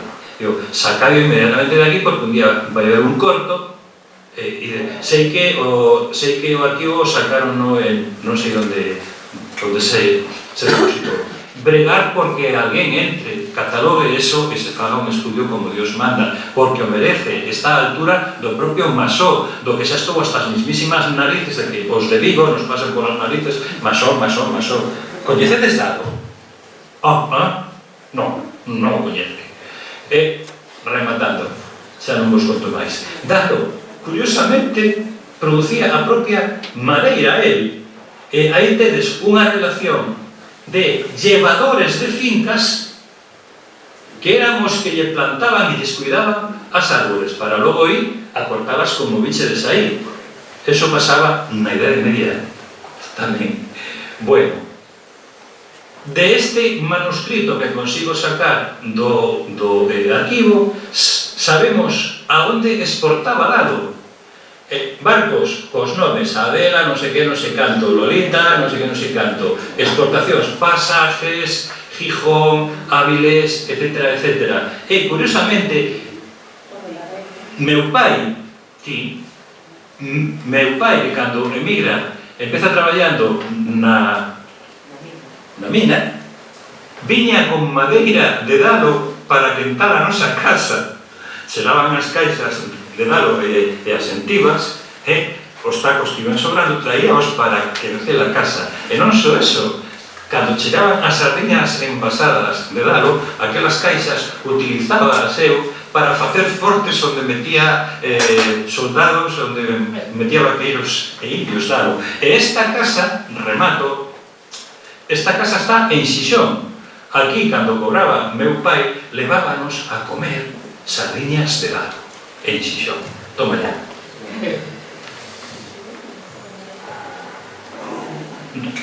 Oxe, que pasa coa sardiña? E aquí xa me vou. A sardiña, competencia, a industria da conserva é isto hoxe. Se des a Cariño ou se des a outros sitios, encontraredes isto. A fábrica de Feliciano do Canto. Curiosamente, os grupos que todavía traballaban aquí, hijos de Antonio Alonso, Celeiro deslocaliza aquela fábrica que xa montara no 1909 e manda a personas con 50-60 anos a traballar a Rías Baixas. A deslocalización. Pero non só eso, é que logo veñen os chilenos, un tal López Veiga, non sei se vos sona. A Xunta, sendo el conselleiro, subvencionaba todos os proxectos de acuicultura de mexillón para o seu fillo en Chile. Por iso, hoxe, cando nas Rías Baixas hai marea vermella, en 24 horas o mercado galego está cheo de mexillón chileno. Cando ides o Lidl, tede cuidado. Mirade os mexillóns, mirade a caixa, e enteradevos ben se mercades mexillón galego ou chileno. O chileno é pequeniño, negro, sabe a rayos. Bueno, pois, non só eso, marroquianos nos están colocando tamén no Lidl. Dios mío, unhas sardiñas que para que vos conto. Mauritania, o sudeste asiático, xa vou. Os chinos acaban de comprar en Tapia, etcétera. Que nos queda? A conserva de calidade. A pureza, en Cariño, Margadora, ou esta fermosura. Ares é un fazouro. É o único que nos queda. Vou parar porque senón me faces realidade. Grazas por todo.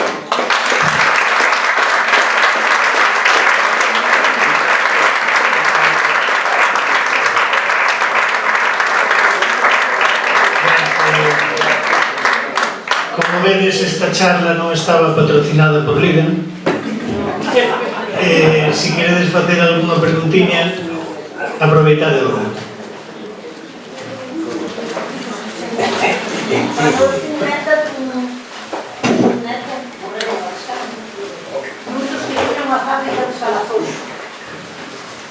Dile quen é, Ramón Beltrán. Despois foi unha filla que saiu o nombre nun dos empleados de Damián de Galo, que era o que lle levaba todos os ganaderos. Foron moitas cousas, porque cando vimos camións de Damián, dixen ao meu marido, mira, hai tantos camións que eu lles dicía, hai tantos camións do meu papá. Porque claro, como ele iba con chofer a medir a madeira, cando sacaban ese articulado, o madero, entón, subirse a recuerdo. Subas aquí que vai xover. Vamos a ver, é que vexo que se está indo moita xente. Convidarnos mañá ás 8:30 con Ramón Eiras, que nos vai explicar, se que nos pode explicar, sí, seguro que pode, como falamos os facemos. Hasta entón, moitas grazas.